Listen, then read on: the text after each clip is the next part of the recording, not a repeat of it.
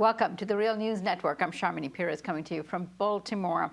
Pope Francis arrived in Washington on Tuesday as a part of a three-day trip. He will meet with President Obama and address Congress. And then he will head up to New York City to address the United Nations General Assembly. Inspired by his message of social justice, low-wage workers in D.C. went on strike for a living wage. And 100 women arrived in D.C. after marching 100 miles calling for immigration reform. While much of the press and the progressive community is celebrating the image of Pope Francis as a progressive and even a radical leader who is softening the church's position on various issues like abortion and galvanizing his base with the encyclical on climate change and capitalism and even equality. We at The Real News want to ask if this enthusiasm is indeed justified. Joining us now to discuss this is Mary E. Hunt. She's a feminist theologian with the Women's Alliance for Theology, Ethics, and Ritual. She's a co-editor of New Feminist Christianity, Many Voices, Many Views. Mary, very pleased to have you join us at the Real News Network. Thank you so much. It's my pleasure to be with you. So, Mary, I cannot help but ask, if you had Pope's ear on this trip, what would you be saying to him? Well, I would be saying, listen, listen, listen, especially to women and people who are marginalized. They'll help you to understand what needs to change in this world. And now... Escucha, escucha, escucha. A las mujeres y los marginados. I would say it in Spanish with an Argentine accent. That's fabulous. So, Mary, now a lot of people, of course, hail the Pope for the more progressive positions he's taken on various issues. You seem to think otherwise. Now, let's unpack them one by one. Where is he on the ordination of women? I've just come back from a conference in Philadelphia with 500 plus women from around the world, from 20 countries, talking about this question. And we see it as a linchpin because insofar as an organization the size of the Roman Catholic Church can discriminate against half of its population in terms of ministry and, most importantly, decision-making, it really doesn't have a strong leg to stand on in terms of the other important social justice issues.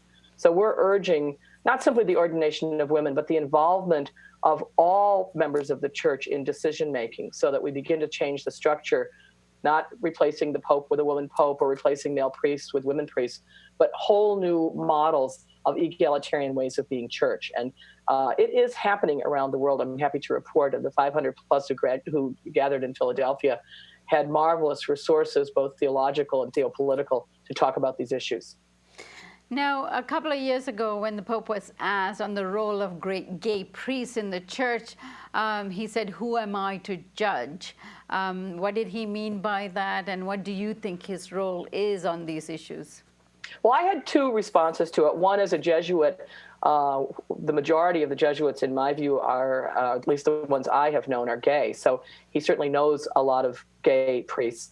And who am I to judge, I think, can cut both ways. On the one hand, it cuts, one ought not to be negative in judgment. But I think his role as a religious leader, not as Pope, but as a religious leader, as a person of integrity, is to judge in a positive way all those instances where he sees love.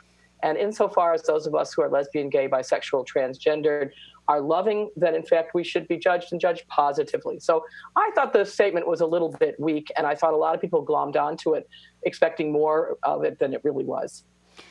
Now, some people are also hailing his measures or his statements, making annulments a bit more easier in the Catholic Church. What do you make of that?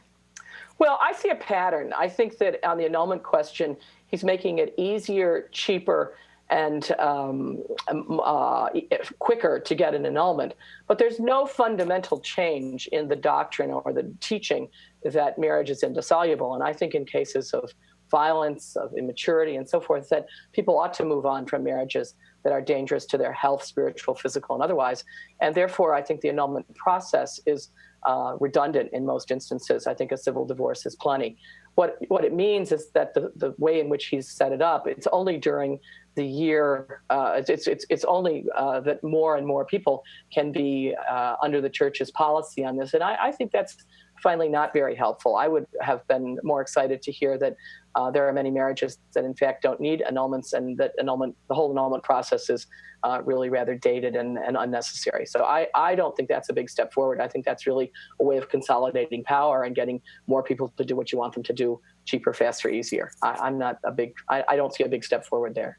Now, isn't this so that people can rejoin the church and perhaps be remarried in the church if they need to?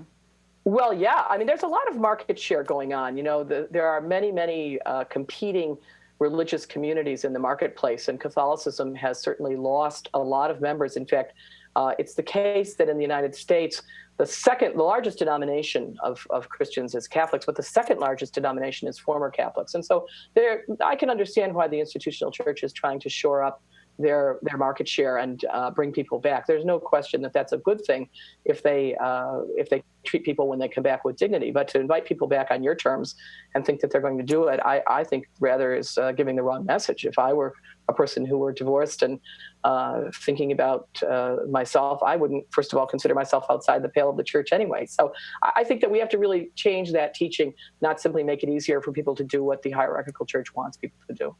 Right. And Mary, the Pope, in declaring an encyclical on climate change and speaking rather strongly towards the capitalist components of the current conditions, and who is to blame, in a sense, to some of the climate change catastrophes we are facing today. This is a positive step, and do you think it's enough? I think it's an enormously positive step, and I think that it leads the world in a very important and urgently necessary direction. At the same time, I would say that more needs to be said, particularly around questions of birth control. Population issues are a major question in terms of the way in which climate change and other ecological issues are adjudicated. And I think to advocate for birth control, not to ban birth control, but to even advocate for birth control and the use of effective contraception would be terribly important, and would again add luster and clout to the document, this excellent document on climate change. Without it, I think it's half what it could be. Right. And then one gaping issue here is that the Catholic Church, as a capitalist enterprise, and the involvement of it in terms of perpetuating some of the climate change issues that we are faced with, requires divestment. Do you think the Catholic Church would be engaging in that discussion? Because I know he's held some very strong conversations with people in the movement, including Naomi Klein and João Pedro Cidelli with the MSD, very concerned about the earth. Where do you think he should stand on this? Well, I think he's led the way in terms of being involved in these conversations. There are lots more to be had. The problem is that the Catholic Church is not, while it's a monolith on the one hand, it is really a lot of fiefdoms, and the cardinals and bishops are the ones who handle the fiefdoms. And I think if you take, for example, the city of New York, the Archdiocese of New York is an enormous real estate landholder in New York City.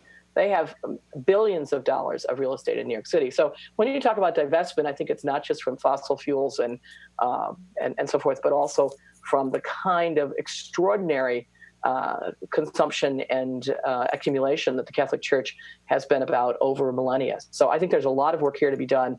And I think it has to be done both at the level of the Vatican and much more in a decentralized way, so that ordinary Catholics also take a look at our own portfolios, take a look at our own ways of living in the world, and begin to think about how we can be responsible, both in terms of investment and, more importantly, in terms of sharing.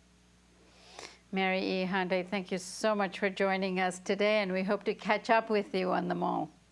Wonderful. It'll be my pleasure. Thanks for having me. Bye-bye now. And thank you for joining us on the Real News Network.